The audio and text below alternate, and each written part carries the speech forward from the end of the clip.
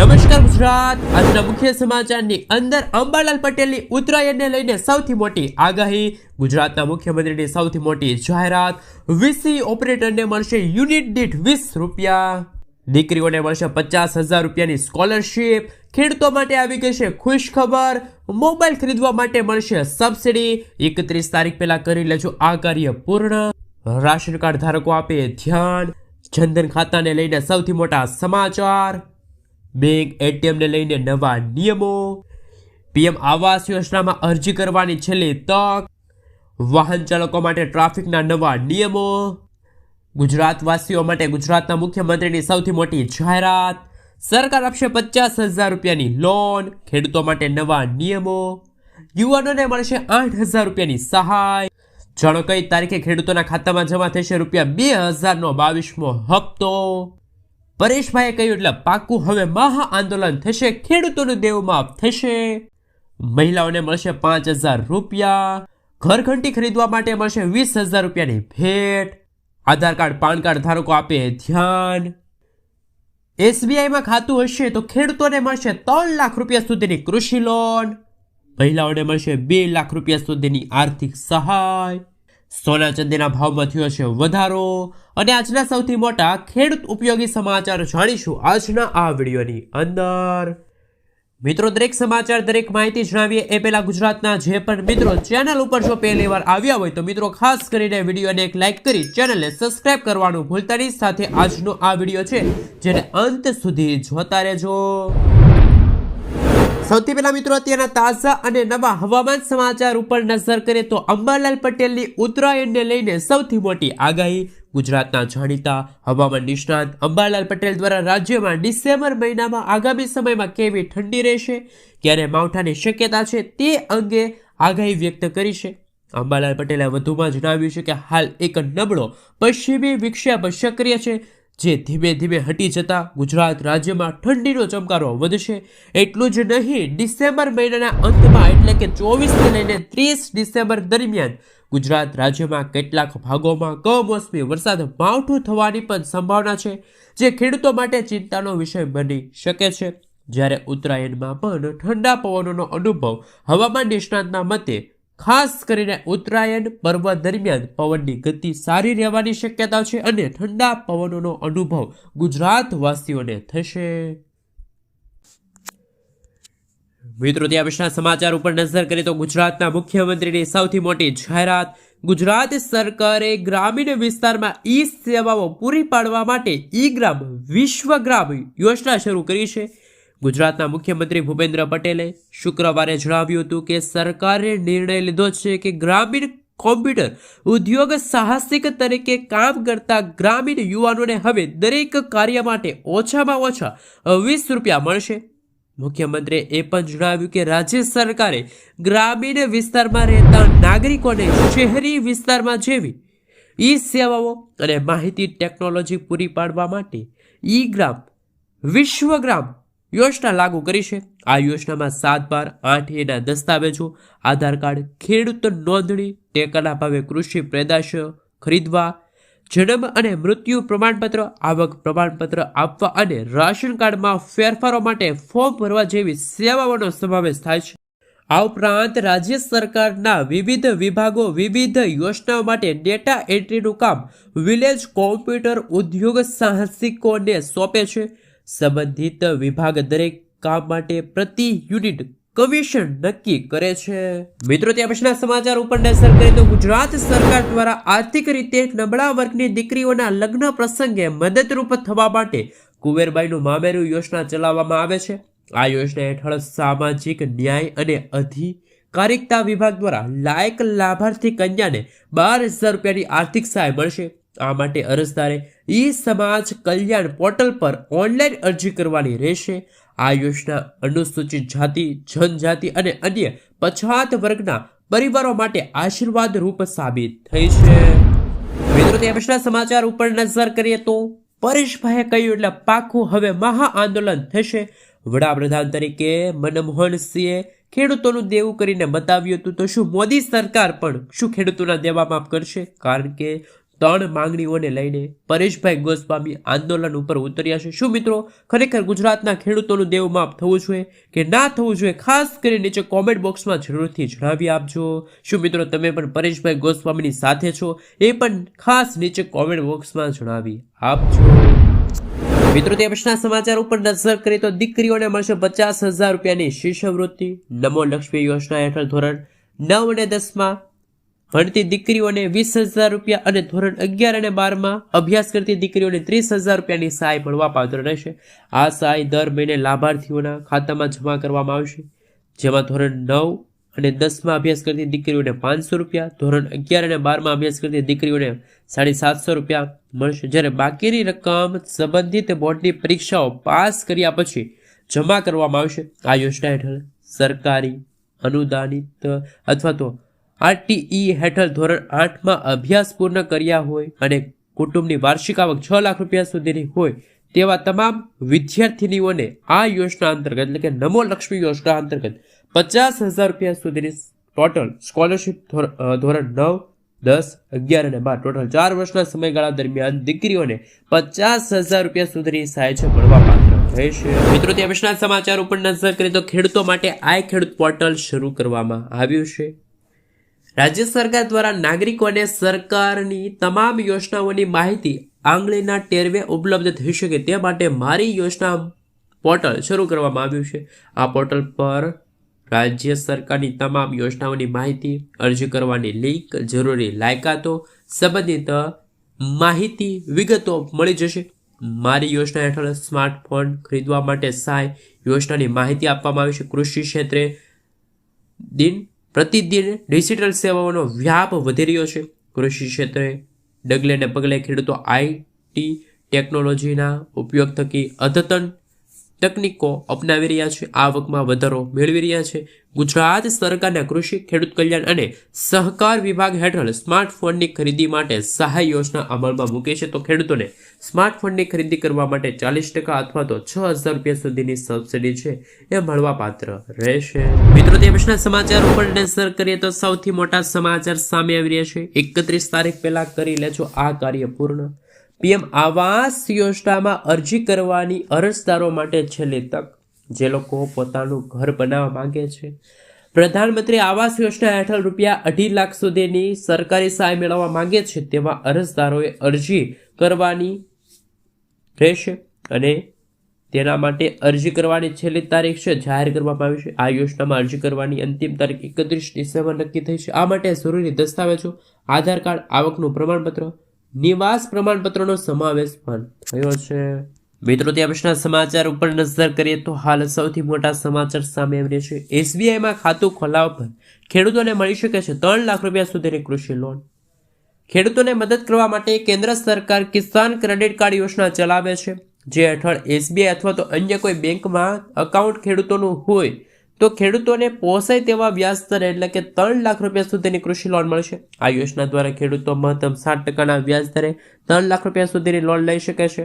સરકાર સમયસર લોન પરત કરનાર ખેડૂતોને વ્યાજ દરમાં 3%ની છૂટ આપે છે. આ રીતે સ્કીમ હેઠળ લીધેલી લોન પર 4% વ્યાજમાં છુટકારો ખેડૂતોને મળે છે. તેમજ આ યોજના માટે લાભ લેતા ખેડૂતો 18 થી લઈને 75 વર્ષ વચ્ચે હોવા જોઈએ. દરેક ખેડૂતો માટે આ યોજના છે એ શરૂ છે. આ યોજના હેઠળ વિવિધ પ્રકારના કૃષિ કાર્યો માટે પણ ખેડૂતો છે લોન લઈ શકે છે. તો SBIમાં ખાતું ખોલાવવા પર ખેડૂતોને કિસાન ક્રેડિટ કાર્ડ યોજના અંતર્ગત 3 લાખ રૂપિયા સુધીની કૃષિ લોન છે એ મળવાપાત્ર રહેશે. મિત્રો ત્યાં વિશેના સમાચાર ઉપર નજર કરીએ તો સરકાર આપશે 50,000 રૂપિયા સુધીની લોન. દેશના નાના વેપારીઓ માટે એક ખુશ ખબર છે. જો તમે શેરી પર વેચાણ કરતા હોય, જેમ કે ફળ છે, શાકભાજી છે, પાનની દુકાન છે, સલૂન હોય તો કોઈ પણ પ્રકારના પોર્ટેબલ દુકાન ચલાવતા હોય તો હવે સરકાર તમને 50,000 રૂપિયા સુધીની ગેરંટી વિના લોન આપશે. આ યોજનાનું નામ છે PM સ્વનિધિ યોજના, જેમાં હવે ગુજરાતવાસીઓને દેશવાસીઓને સરકાર તરફથી 50,000 રૂપિયા સુધીની લોન છે એ મળવાપાત્ર રહેશે. તો વ્યવસાય કરતા જે નાગરિકો છે એમના માટે ગુજરાતના મુખ્યમંત્રી અને કેન્દ્ર સરકાર તરફથી પ્રધાનમંત્રી વિશ્વકર્મા યોજના હેઠળ સ્વનિધિ યોજના હેઠળ 50,000 રૂપિયા સુધીની લોન છે મળવાપાત્ર રહેશે. મિત્રો, ત્યાં પછીના સમાચાર વિશે વાત કરીએ તો ખેડૂતો માટે નવા નિયમો જોઈ લેજો તરત જ, કારણ કે દેશમાં યુરિયાની અછત, ડીલરોના મનસબી વતન અને સબસિડીવાળા ખાતરોના ઉપયોગ અંગે વધતી ફરિયાદો વચ્ચે કેન્દ્ર સરકાર હવે ખાતર વિતરણ પ્રણાલીમાં મોટા ફેરફારો કરવાની તૈયારી કરી રહી છે. ખેડૂતોને તેમની ખેતીલાયક જમીનના આધારે યુરિયા મળે તે માટે સુનિશ્ચિત કરવા માટે સરકારનું પગલું આગામી મહિનામાં કૃષિ ક્ષેત્રમાં મોટી નીતિગત ક્રાંતિ લાવશે. ખાતર સચિવ રંજત મિશ્રા અને કેન્દ્રીય ખાતર મંત્રી જેપી નડ્ડાએ સંકેતો આપ્યા છે કે નવા યુરિયા વિતરણ પ્રણાલીથી માર્ચ 2026 સુધીમાં છે એ ખેડૂતો માટે નવા નિયમો છે એ પણ લાગુ કરવામાં આવી શકે છે. મિત્રો, તે પછીના સમાચાર ઉપર નજર કરીએ તો મહત્વના સમાચાર સામે આવી રહ્યા છે. બેંકને લઈને મોટા સમાચાર. રિઝર્વ બેંક ઓફ ઇન્ડિયા આરબીઆઈએ મૂળભૂત ઝીરો બેલેન્સ બચત ખાતાઓ માટે નિયમોમાં ફેરફાર કર્યા. હવે દરેક બેંકે આ ખાતું ફરજિયાતપણે આપવું પડશે. આ ખાતામાં ઘણી આવશ્યક સેવાઓ મફત રહેશે અને એટીએમ કાર્ડ પર કોઈ વાર્ષિક કે નવીનીકરણ શુલ્ક લાગશે નહીં. અને નવા નિયમો 1 એપ્રિલ 2026થી અમલમાં આવશે, પરંતુ બેંકો તેને વહેલા પણ લાગુ કરી શકે છે. તો રિઝર્વ બેંક ઓફ ઇન્ડિયા દ્વારા મૂળભૂત નવા નિયમો ઝીરો બેલેન્સ ખાતાઓ માટે નવા નિયમો લાગુ કરવામાં આવ્યા છે. તો ખાસ એટીએમ અને ગ્રાહકો માટે સૌથી મોટા સમાચાર. એસબીઆઈ બેંક માટે પણ આરબીઆઈ સૌથી મોટો નિર્ણય લીધો છે. મિત્રો, તે પછીના સમાચાર ઉપર નજર કરીએ તો હાલ સૌથી મોટા સમાચાર. યુવાનોને મળશે 8,000 રૂપિયા. ભારત સરકારે યુવાનો માટે રોજગાર માટે સક્ષમ બનાવવા માટે પ્રધાનમંત્રી કૌશલ્ય વિકાસ યોજના શરૂ કરી. આ યોજના દ્વારા સરકાર યુવાનોને રોજગારી પૂરી પાડવા માટે તાલીમ આપે છે. સરકારી યોજનાઓમાં 40% ક્ષેત્રોમાં તાલીમ આપવામાં આવશે. એટલું જ નહીં, તાલીમ પૂર્ણ કર્યા પછી યુવાનોને કૌશલ્ય પ્રમાણપત્ર પણ આપવામાં આવશે અને સ્ટાઇપેન્ડ પણ આપવામાં આવશે. હવે સરકાર પ્રધાનમંત્રી કૌશલ્ય વિકાસ યોજના 4.0 શરૂ કરવામાં આવી છે, જેમાં યુવાનોને હવે નોકરી મળતા જ 8,000 રૂપિયા સુધીની સહાય છે એ મળવા પાત્ર રહેશે. તો ગુજરાતના મુખ્યમંત્રી અને કેન્દ્ર સરકાર તરફથી યુવાનો માટે સૌથી મોટો નિર્ણય લેવામાં આવ્યો છે. યુવાનોને મળશે 8,000 રૂપિયાની સહાય. મિત્રો, ત્યાં પછીના સમાચાર ઉપર નજર કરીએ તો સૌથી મોટા સમાચાર સામે આવી રહ્યા છે. મિત્રો, આપ સૌને જણાવી દઈએ તો તમે જો નિયમોનો ભંગ કરશો તો ખાસ સાવચેત રહેજો, કારણ કે ભારતમાં માર્ગ સલામતી સુધારા માટે વર્ષ 2025થી જ નવા અને કડક નિયમો લાગુ કરવામાં આવ્યા હતા. પણ ડ્રાઇવિંગ લાયસન્સ વિના વાહન ચલાવવા પર તમને 5,000 રૂપિયાનો દંડ ફટકારવામાં આવશે. મોબાઈલ ફોન વાપરતા હોય તો 5,000 રૂપિયાનો દંડ ફટકારવામાં આવશે. જો સૌથી ગંભીર નિયમનો ભંગ કરશો, ડ્રિંક એન્ડ ડ્રાઈવ માટે પણ 10,000 રૂપિયાનો દંડ અને જેલ પંચની સજા પણ થઈ શકે. હેલ્મેટ વિના વાહન ચલાવવા પર વાહન ચાલકોને 1,000 રૂપિયાનો દંડ અને લાયસન્સ પણ સસ્પેન્ડ થઈ શકે છે. તો વાહન ચાલકો માટે નવા નિયમો પણ લાગુ કરવામાં આવે છે. વાહન ચાલકો મિત્રો, આ ડિસેમ્બર મહિનો પૂરો થવા જઈ રહ્યો છે અને નવા વર્ષની શરૂઆત સાથે વાહન ચાલકો માટે પણ ડ્રાઇવિંગના નવા નિયમો છે લાગુ થઈ શકે છે. મિત્રો, તે પછીના સમાચાર વિશે વાત કરીએ તો જાણો કઈ તારીખે ખેડૂતોના ખાતામાં જમા થઈ શકે છે રૂપિયા 2,000નો 22મો હપ્તો. તો કે પ્રધાનમંત્રી કિસાન સન્માન નિધિ યોજના હેઠળ સરકાર દર 4 મહિને ખેડૂતોના ખાતામાં હપ્તો ટ્રાન્સફર કરે છે. જ્યારે 21મો હપ્તો ખેડૂતોના ખાતામાં 19 નવેમ્બરના રોજ જાહેર કરવામાં આવ્યો હતો. આશરે 21મો હપ્તો ભારત દેશમાં 9 કરોડથી વધુ ખેડૂતોના ખાતામાં જમા થયો હતો, જેથી તેના આધારે 22મા હપ્તાનું અનુમાન છે કે જ્યારે 21મો હપ્તો નવેમ્બર મહિનામાં ટ્રાન્સફર થયો હોય ત્યાર પછીના 4 મહિને એટલે કે નવેમ્બરથી ડિસેમ્બર, ડિસેમ્બરથી જાન્યુઆરી અને જાન્યુઆરીથી ફેબ્રુઆરી, આમ ફેબ્રુઆરી મહિનામાં ખેડૂતોના ખાતામાં રૂપિયા 2,000નો 22મો હપ્તો જમા થઈ શકે છે. પરંતુ હાલ સરકાર દ્વારા કોઈ ઓફિશિયલી તારીખ જાહેર કરવામાં નથી આવી. આ અપેક્ષિત તારીખ છે. હપ્તો મેળવવા માટે ખેડૂતોએ KYC કરાવવું પડશે, આધાર કાર્ડને બેંક ખાતા સાથે લિંક કરાવવું પડશે, જમીનની ચકાસણી કરાવવી પડશે, તો જ ખેડૂતોના ખાતામાં આગામી રૂપિયા 2,000નો 22મો હપ્તો જમા થશે. કયા કયા ખેડૂતોના ખાતામાં હજુ સુધી રૂપિયા 2,000નો 21મો હપ્તો જમા નથી થયો એવા ખેડૂતો પણ ખાસ નીચે કોમેન્ટ બોક્સમાં જરૂરથી જણાવી આપજો. શું એવા ખેડૂતોને પણ હવે 4,000 રૂપિયાનો હપ્તો મળશે? કારણ કે 22મો હપ્તો અને 21મો હપ્તો એક સાથે એટલે ટોટલ 2,000 રૂપિયાના 2 હપ્તા એટલે કે 4,000 રૂપિયા ખેડૂતોને છે એ હવે ફેબ્રુઆરી મહિનામાં મળી શકે છે તેવી અપેક્ષા રાખવામાં મિત્રો, દેશના સમાચાર ઉપર નજર કરી લઈએ તો ખેત મજૂરોની માંગ સહાય આપો.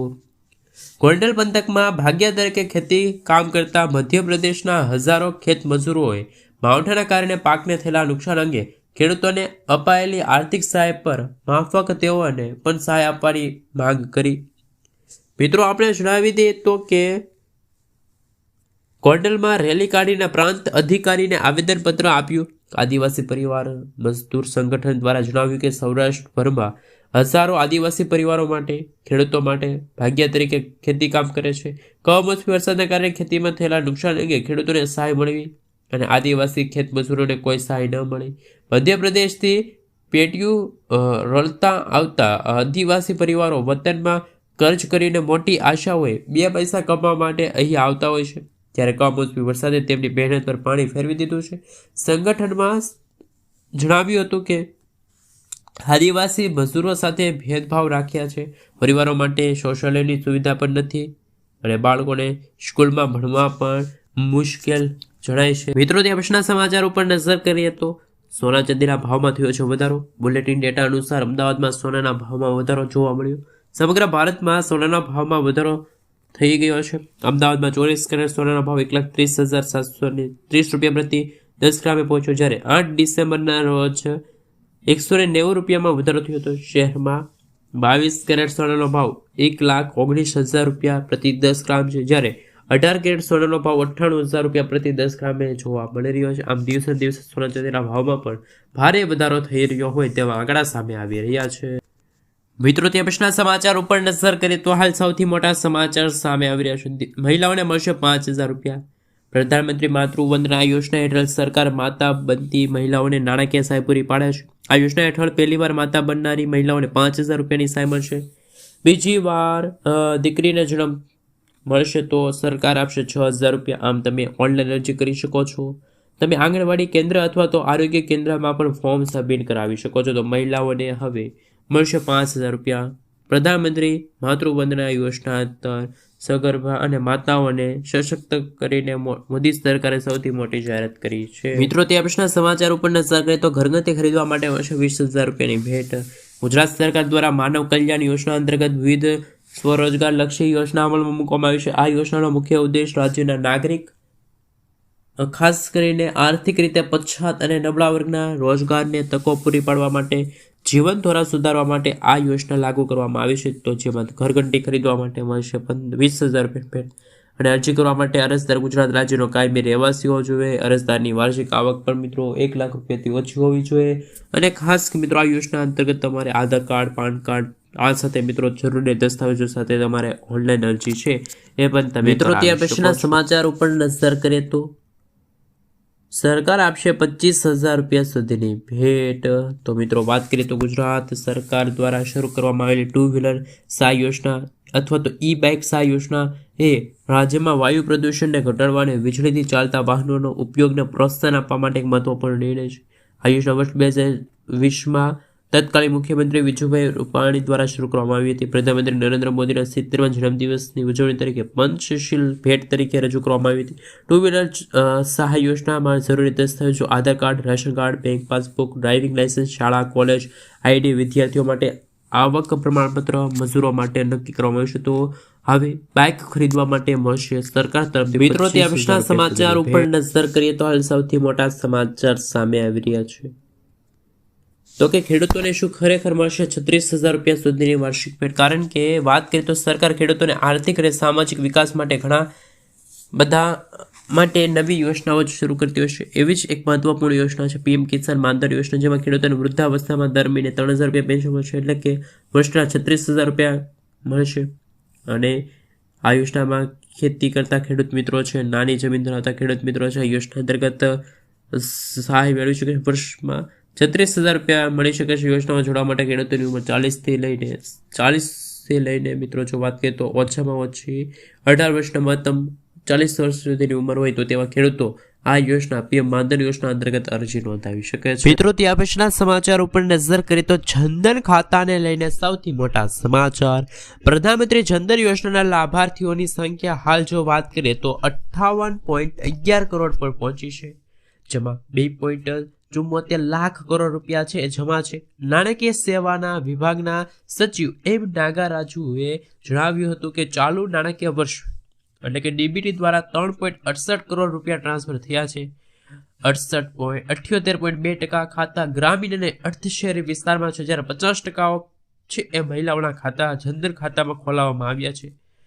માર્ચ નાણાકીય સમાવેશ સૂચાંક નંબર 67 પર પહોંચ્યો છે. એટલે કે મિત્રો જનધન ખાતાને લઈને કેન્દ્ર સરકારની સૌથી મોટી જાહેરાત, સૌથી અગત્યના સમાચાર પણ સામે આવી રહ્યા છે. એટલે કે મિત્રો જો વાત કરીએ તો પ્રધાનમંત્રી જનધન યોજના અંતર્ગત જનધન ખાતા ધારકોને ઓવરડ્રાફ્ટ પણ સુવિધા આપવામાં આવે છે.